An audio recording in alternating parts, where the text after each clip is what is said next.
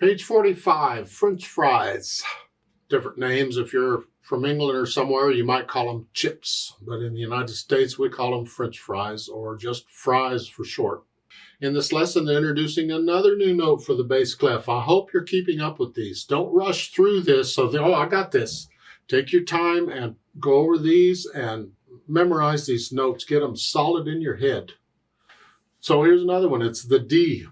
This is the D right above that low C we just had. This is this D. So we're getting further away from middle C here. So now we've had the F, middle C of course, and we've had these and these. So now we're adding the D. We're getting close. Well, so I trust you're going to know what all 6 of these notes are from now on in the music and bass clef. Now at the top they give a practice journal. I haven't spoken about practicing at all. I'm going to have to start, I guess, because how you practice can mean the difference between success and failure in music. It really can. I didn't really learn much about practicing until I was in college, and that's really too bad. I just kind of winged it. Whatever, and I managed to get by. It was very inefficient. I could have done much better if somebody who knew something about practicing would have taught me how to practice efficiently. I could have done more. However, that's all water under the bridge now. We're moving forward. So I'll talk a little bit about practicing as we go through all this other stuff too. I get questions. How long should I practice? How often should I practice? What should I practice? So many minutes on this or so many minutes on that or whatever. I'll talk about all that in the lessons as we go through the books. We'll just take it a little bit at a time. They give you a whole long checklist. Yuck. I hate checklists. But if you want to go through that, you go right ahead. Practicing is a personal thing, so you can have your own little checklist to go through if that will help you. For now, I'm suggesting your practice is you cover the stuff for the lesson you're on and review a few lessons back. How many? That's up to you.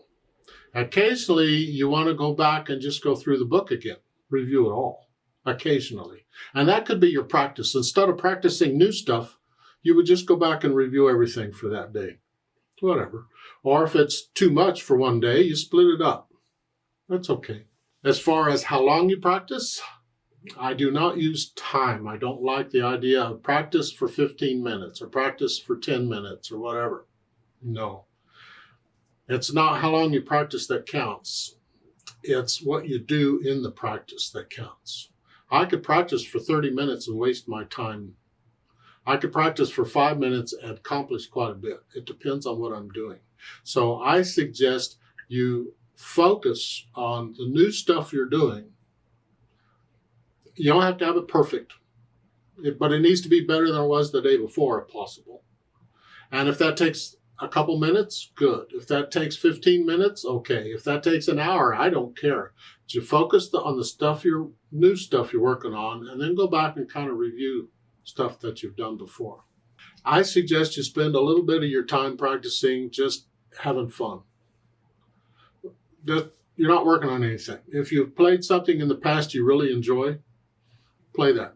Just experiment. If you want to experiment with the sounds and the chords or what, I haven't got in the chords yet, but eventually the different things going on, just have fun with it.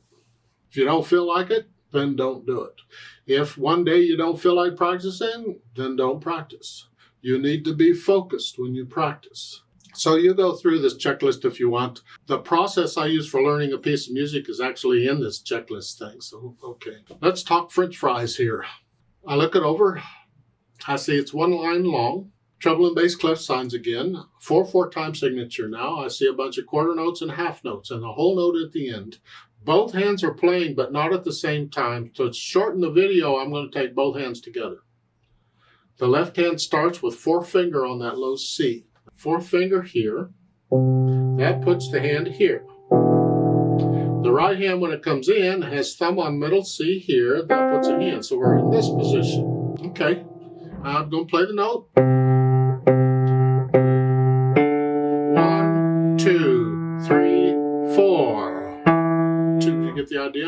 And again, if you don't know or not sure what the names of these notes are, do the play it and say it drill. Just pretend they're all whole notes. Play the note and say the name of it. C, C, C, D, E, D, E, D, D, E, D, C, C, G, G. And you go through the whole thing at your speed, not mine, and just play the name or play the note and say the name of it. You can hesitate all you need to. We're not doing rhythm. We're focusing on the names of the note until they become automatic to you. Now, once you have the notes figured out and the rhythm figured out and all that, you get rid of the hesitation so it's a steady beat. And then I add the dynamics. Here, that's a P at the beginning for piano or soft, light, whatever you think soft is. Measure 5, remember the numbers above the staff in the little boxes, those are measure numbers. So measure 5 is where the right hand's playing, you get an MF, mezzo forte, or moderately loud, medium loud, sort of loud, not loud, sort of heavy. So I put in the dynamics, and then I add the speed. Here it's moderately. Slow would be this.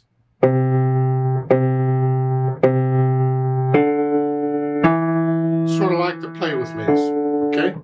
Fast would be that. All along. Well, moderate's in the middle somewhere. I consider this like you're walking. You're not in a hurry. You're just walking, but you're headed someplace. You know where you're headed. And that's sort of what I think moderate is. That'll be slightly different for different people. It's not an exact speed.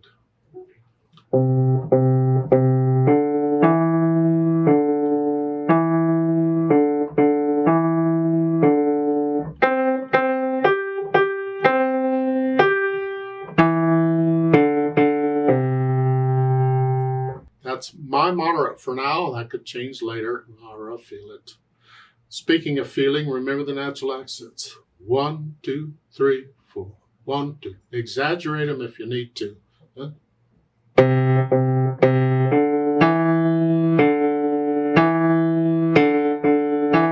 I'm letting the wrist claps a little bit on each one. 1, 2, 3, 4, 1. Feel these as you play the music. There's more things we can feel besides this, but I'm waiting until a little later when the music gets a little more involved to try those out. It's easier to feel them when there's a little more going on. Let's play this together very slowly and check the notes and the rhythms. I'm not going to do the louds and softs, so just the notes and the rhythms. I'll give us 4 counts. 1, 2, ready, go. 1, 2, 3, 4. 2. 1, 2, 3, 4. 1, 2, 3, 4. 2. 1, 2, 3, 4. Off. I'd like to do the duet at the bottom of the page, and you play what you just played. I think you can play it right where it is. That's fine. I'll give us 4 counts, and I'm going to speed it up a little bit more to moderate speed. And we can do the dynamics here, okay? Now, my dynamics, in theory, are going to be softer than yours because you have the melody, and they want to hear the melody. But whatever, I can't hear you, so I can't adjust. It's just the last half of this is going to be louder than the first half is what it is. 1, 2, ready, go.